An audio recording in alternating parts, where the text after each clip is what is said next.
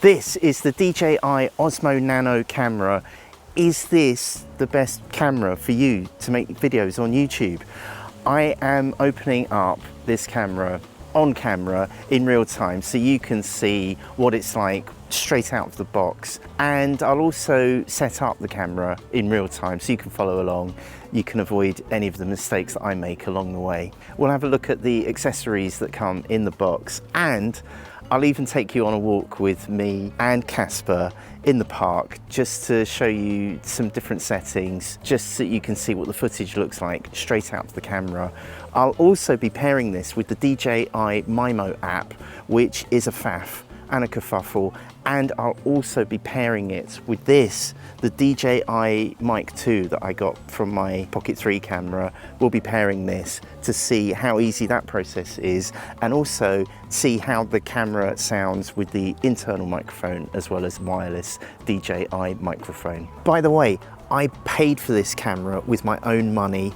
I'm not sponsored by DJI. Unlike many other videos out there, this is an honest first impressions review. I got this DJI Nano here in the UK from John Lewis, my favourite store. I'll break into this box as quickly as possible, but just give you a quick tour of the box so you can pause and read the writing on the packaging. It's really small. The box is a lot smaller than I thought it would be. It's about 3/4 of the height of my hand. I bought the standard combo, bundle standard in French, and I've got the 128GB version of the DJI Osmo Nano. Did I mention, by the way, that I paid for this with my own money? And in the wrapping, in the packaging, it comes magnetized already. That's nice, isn't it? Holds it together. Let's open it up. Ah, the camera itself. So here it says contacts and slots may become hot during use. Avoid prolonged contact. Yeah, don't burn your fingers, is what it's saying. And then on the lens here, it says tighten the lens protective cover before taking it in water. So it's just a reminder here, that you should make sure that this is screwed on tightly before you go dunking it in the bath. Let's take this off to reveal the contacts and the two grips for the monitor. They don't call it a monitor, what do they call it? This is the Multifunction Vision Dock, and I'll just give you an idea of the size in my hand. On the top here it says do not use the Multifunctional Vision Dock underwater.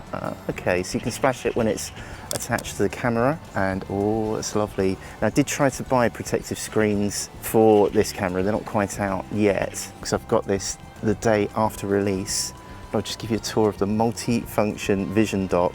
What wasn't clear on many videos was how these grippers work. They are metal from the feel of it, and obviously if you push the buttons either side, that's what releases the camera. And there are these pins and like a gripper, it's like a rubberized gripper either side of it to help hold it in place. So if I bring it onto the camera for the first time, what happens?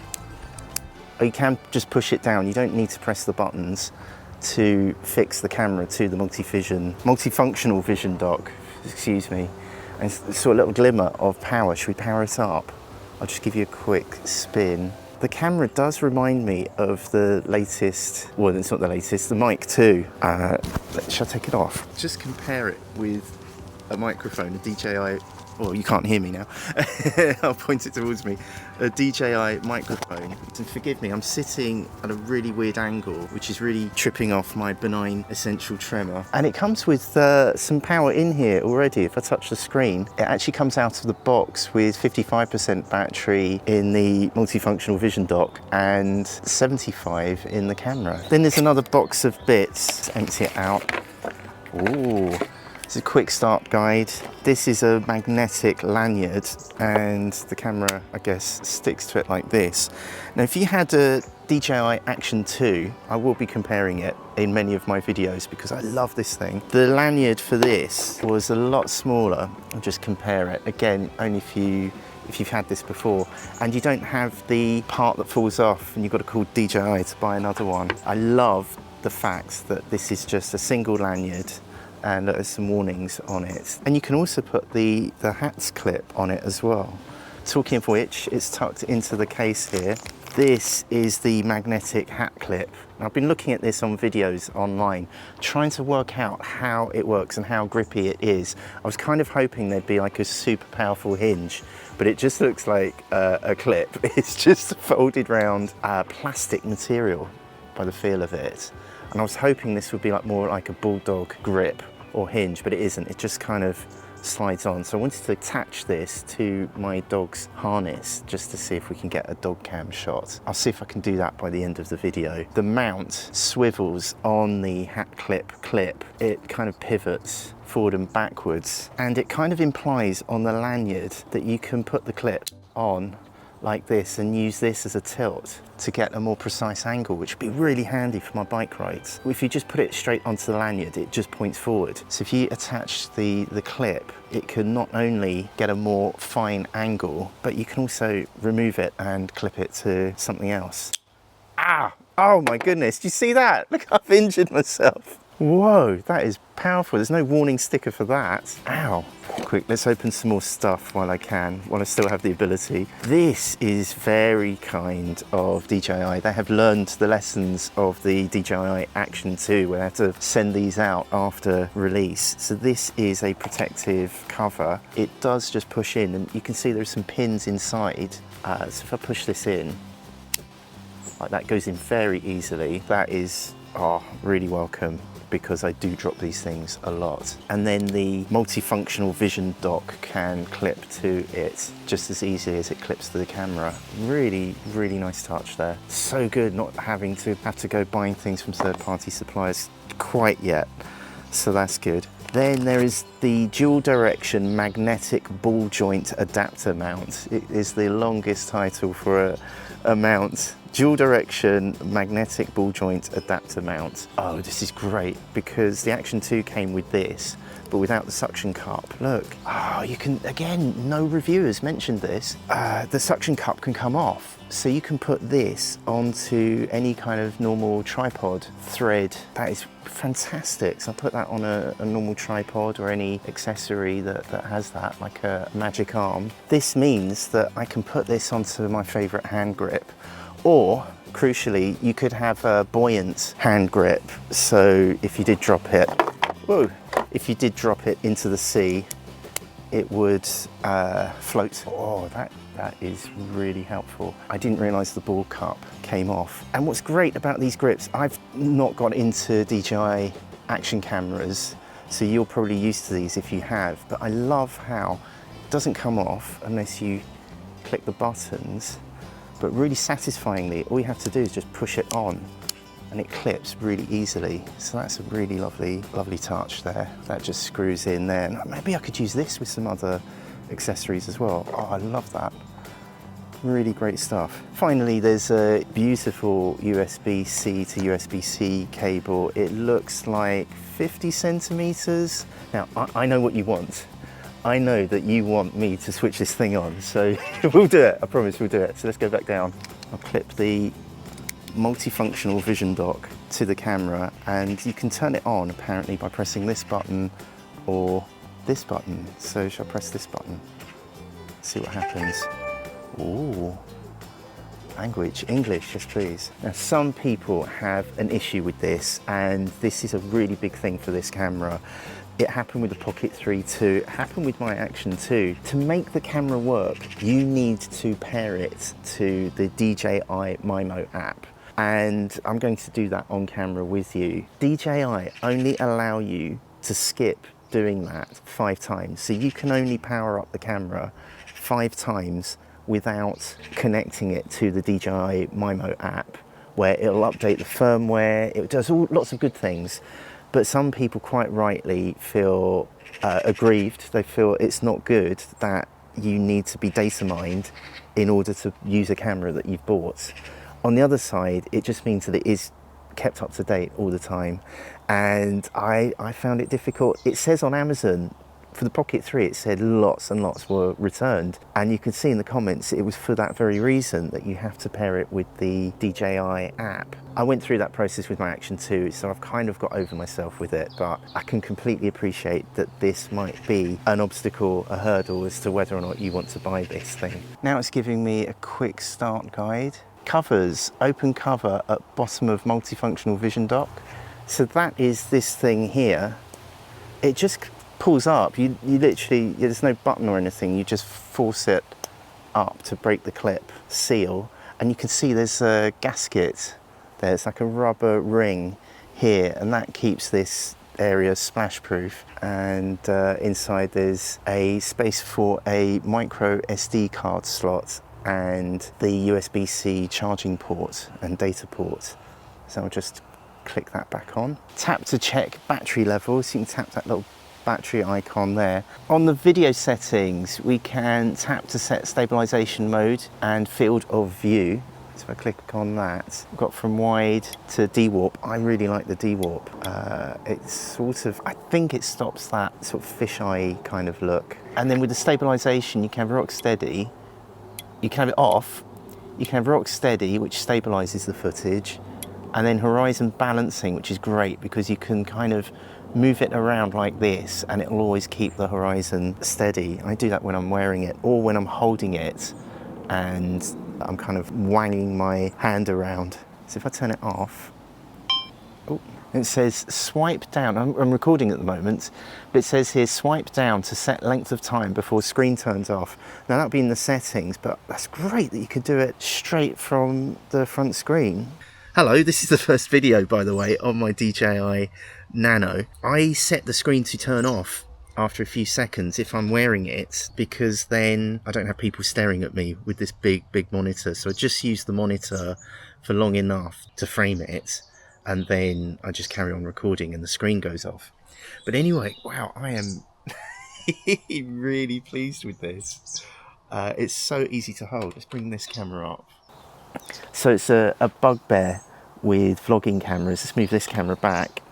It's a bit of a bugbear that cameras claim to be vlogging cameras, and for me a vlogging camera is something you can hold at this distance just comfortably with your arm not stretched out, and for all of your face and your surroundings to be in the picture. What is strange is that I'm holding it at arm's length and my head is in the middle of the frame, which I don't really like. Yeah, it is. Do you know what? This is really odd. I don't know if this is some kind of AI setting in the camera, but I'm holding it and my head is in the middle. It's censoring my head and I have to really turn it down. I don't like that. That is really irritating.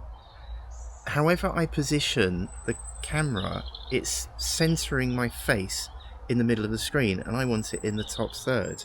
That is really strange. However much I move this camera, it centers my face in the middle. I wonder if that's a setting I can turn off. So this is the horizon balancing. If I turn it left and right like this, it keeps I'm really turning the camera a lot each way, and it's keeping the image stable. And I wonder if it's that's making my face appear in the middle of the screen. I'm trying to tilt down, right? So that's how I want it to be framed, and it's moving my face to the middle. Let's turn horizon balancing off. Well, that's tuneful, isn't it? Now I have 2080p, 25 frames per second, and this is Rocksteady. And again, this is a real shock for me that the camera keeps centering a face in the middle of the screen. Now some people don't mind that. They seem to think that's a great feature of the Pocket 3. I think it looks appalling and I want my face higher, but do as much as I can like that. I have to hold the camera at a really strange angle. No, it's AIing my face to be in the middle of the screen, and that is not good. That is really not good. Let's turn stabilization off. Maybe that could be the answer to this. So this is with stabilization turned off, and let's have a look. Yeah, I can. No, it's still putting. Look, it's Casper. It still seems to be putting my face in the middle of the screen. Leave me a comment if you're having this situation with your DJI Osmo Nano. What's going on? What is it? Do you not like the centering of the faces in the middle of the screen? I've worked in TV for over 3 decades, and one of the first things you learn in TV, and maybe, I don't know, maybe vlogging is seen differently. One of the things that makes an image comfortable to watch is that the head is like this, not like that, and this is a bit of a shocker actually for me. This was just meant to be a simple unboxing, but I might as well go off on one now. There are 2 features why I wanted to buy this that are absolutely fantastic for me, mind-blowing that we have this technology. The monitor, the Multifunctional Vision Dock, is completely, so I'm doing this in bright sunshine, is completely detached from the camera, and yet I can look at what the camera is seeing straight from the Vision Dock, the monitor, which is absolutely incredible. I'm going to use this a lot, I think, because having to get out your phone and fire up the DJI Mimo app to check your framing if you're wearing this thing, I could just slip this monitor into my pocket. To me, this is absolutely mind-blowing sci-fi, so I'm really grateful. This is where things get fiddly, so I'm going to start up my DJI Mimo app. And I'm going to show you how I'm pairing it so that you might learn from my mistakes. So I'm going to turn on the camera. Oh, I've got low battery in the Vision Dock. I might need to connect a cable. Right, so it says Osmo Nano already disconnected. Power on camera and place close to multifunctional Vision Dock. Where's the camera? What have I done with the camera? And I'll hit connect. And then it goes through the opening menu again. So we'll choose English. Whoa, and as if by magic, it found the camera. I just hit the camera icon at the bottom there, and I didn't even have to use the QR code. It just found the camera. So if I hit connect, that's incredible. Check verification code on DJI device. Well, that looks similar. So I'll hit accept on the camera. Then we have the terms and conditions where, you know, we hand over everything, everywhere, for all time, ever. Agree. Activate Osmo Nano. Activate your Osmo device when you connect it for the first time to receive warranty. So choose allow access, then hit next. I don't want to show you my email address, but I've hit the activate button. DJI Care, don't want that, I'll skip that. Which is quite a bold move, given how many DJI cameras I've broken. Questionnaire, don't want to do that. Activation successful, fantastic. So I'll hit get started. Enjoy live view in DJI Mimo. Is it Mimo or Mimo? I ask that in every video I make. Manage files with efficiency, and there's tutorials for advanced skills, and update firmware regularly. So now we are downloading firmware. I'll speed this up now to download to 50%. We can choose to install. I'll uncheck this box because I can do it off the mobile. It says device not connected. So I'll hit connect. Now I can continue installing the firmware. Update success. That's good. So I'll hit done, and now it reconnects to the camera. You can see on the screen here it says updated. There we go. So it can see the files on the phone. They have a date of 1980. I'll click back to live view on the camera, and I'll click the camera button here, and just like the multifunctional vision dock, I can see myself on the phone. So I can record using the Mimo app. Now we have updated the camera. Let's see if I can attach my DJI Mic 2 to this. It's the first time I'm doing this, so learn from my mistakes. We'll swipe down from the top, and then I'll choose the mic option in settings. And then I'll select TX1, transmitter 1, and it says power on Osmo and audio and pair. So I'll turn this on. Let's hold down this button again for 3 seconds to see if I can get it to flash blue. It's flashing blue, so now I'll hold down the link button for 3 seconds, and then I'll let go, and it's connected. So I had a bit of trouble linking that. I think you've just got to do it again and again until it links. I'll hit confirm. So now, if I speak into this, you can see it's peaking red. But now I have the Mic 2 connected. So if I put the windshield on, and if I start recording on the Osmo 2, I am now speaking to you. Let's pull out this power lead. I'm now speaking to you on this, the DJI Mic 2. It looks like I'm well in the red there. Should we go to the park? Let's go to the park at 50k. No, at 4K, 50 frames per second. Do you want to go to the park? Should we go to the park? Yeah? Should we go to the park? Come on then. This video is only meant to be a first. Oh, Casper. I thought I'd come and take the camera out with me for a walk with Casper, and I'll do lots of talking so that you get to see lots of DJI Osmo Nano footage. I better clean this up first. This is 4K, 50 frames per second. The stabilization is on Rocksteady, so there is some stabilization here, and the field of view is set to wide. So this is the wide option.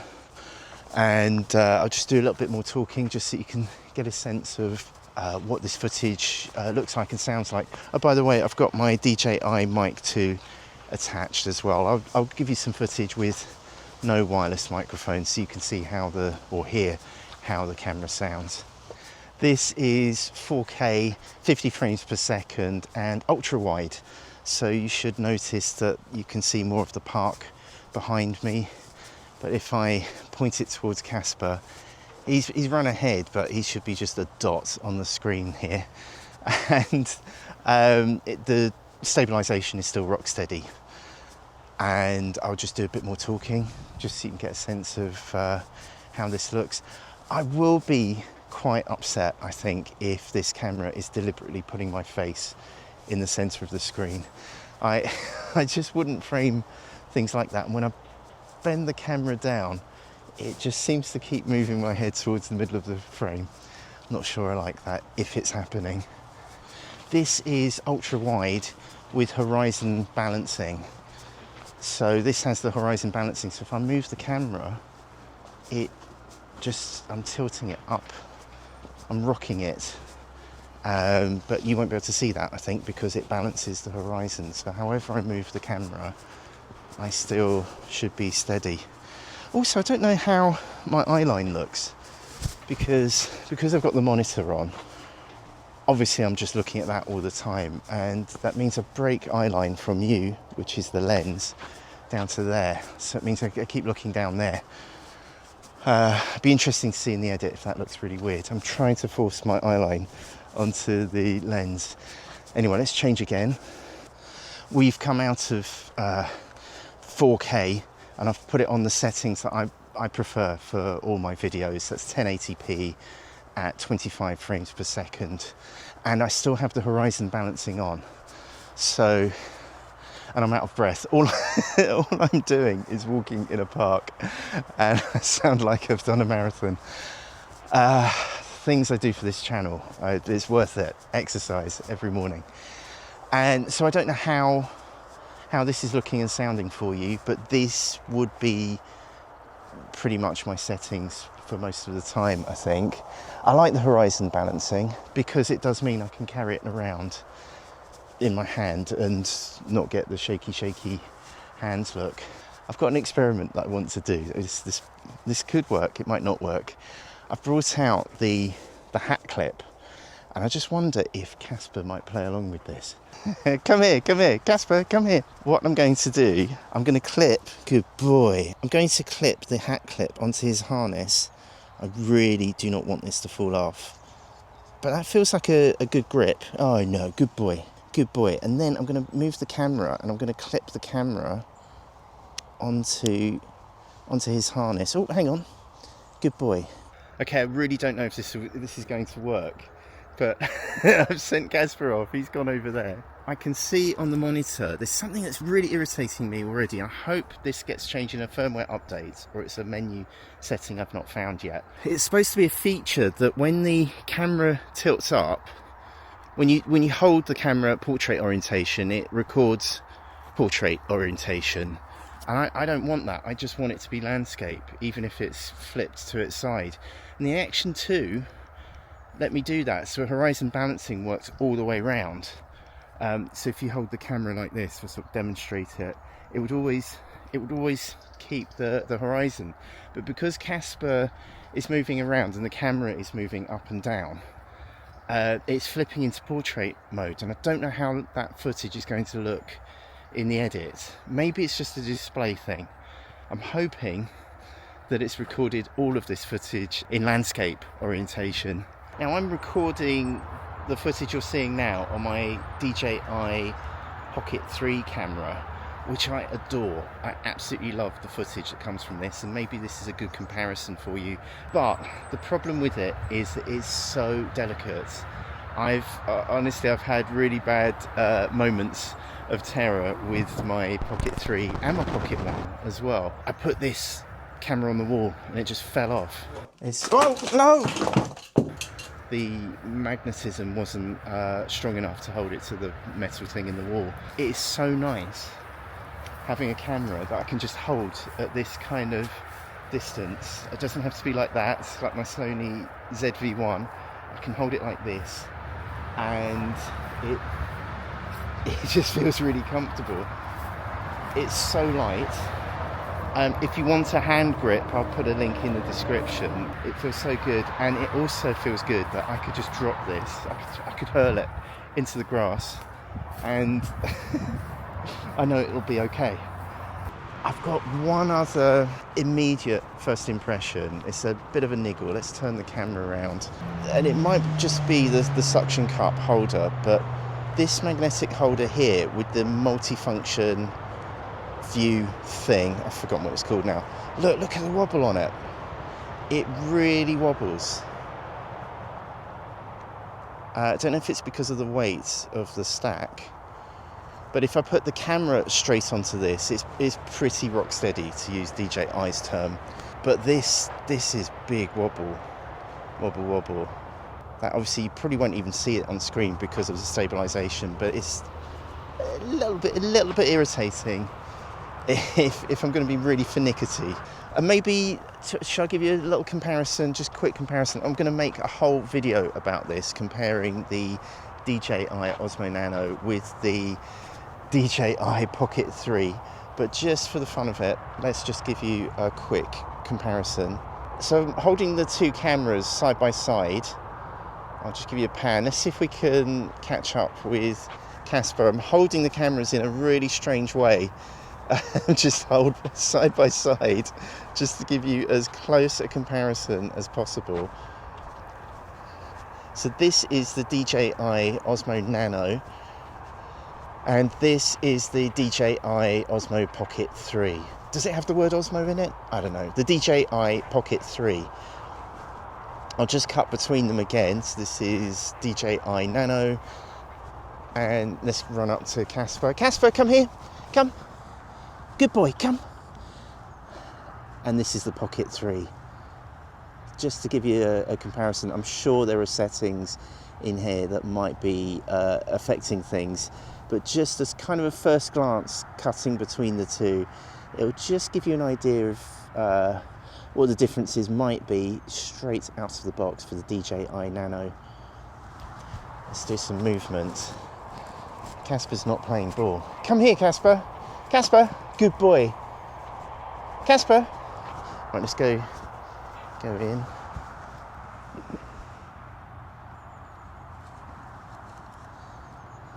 Good boy. I'm now going to wear the DJI Osmo Nano. Hidden under here, I'm wearing the lanyard. And if I turn it round, it should just snap on without grabbing too many chest hairs. There we go. So this is me walking around on Dewarp and horizon balancing, stabilization. It's so steady. I'm like a human tripod. And this is how it looks to wear. It's a bit difficult to gauge from the different videos online of how big this looks. Does it look like a brooch? I'll let you be the judge of that. This is how it looks to wear. And if I cut back to the camera, I mean, it's quite a boring it's quite a boring shot, isn't it? Because it's so steady. And this is where the hat clip comes in. I've got the hat clip that's fresh from where Casper was wearing it. If I take off the camera, it's a really strong magnet, and then put on the hat clip, and then clip the Nano to the hat clip, I can now have some control over the tilting. So if I cut back to the Nano, I've got a bit less sky now, so that is a much better shot. I mean, obviously on my chest the camera is protruding somewhat, and it's wobbling as well because, you know, the weight of it is now away from the lanyard and it's kind of pulling on my shirt, so it is wobbling around. It's not very discreet at all. But if I cut back to the Nano's point of view, you can see that it's a much better framed shot. And if I tilt it down even more, I can tilt it down on the hat clip, so I can really focus on the path here. You've got some degree of controlling the frame while you're wearing it, but it does look really stupid. You look at it, it's just wobbling around. Not that you could tell that from the footage. If I cut back to the camera, it's so steady. That's the Rocksteady stabilization. Wow, this is much more footage than I thought I was going to take. This was supposed to be just opening the box, first impressions review. I've tried to show you some things on the camera. So what do you think? Is this something that you might use for your YouTube channel? Let me know your thoughts in the comments below. I just get these things out of the box and start recording, so I hope there's something in this video that you might find useful if you're deciding whether or not to get one of these. I've put all my DJI Osmo Nano videos into this playlist on screen now, and obviously if you hit subscribe you'll be able to see my updates, so I'll share how things go with this camera. Thank you for hitting the thumbs up button if you've made it to this point in the video, and good luck with your DJI Osmo Nano.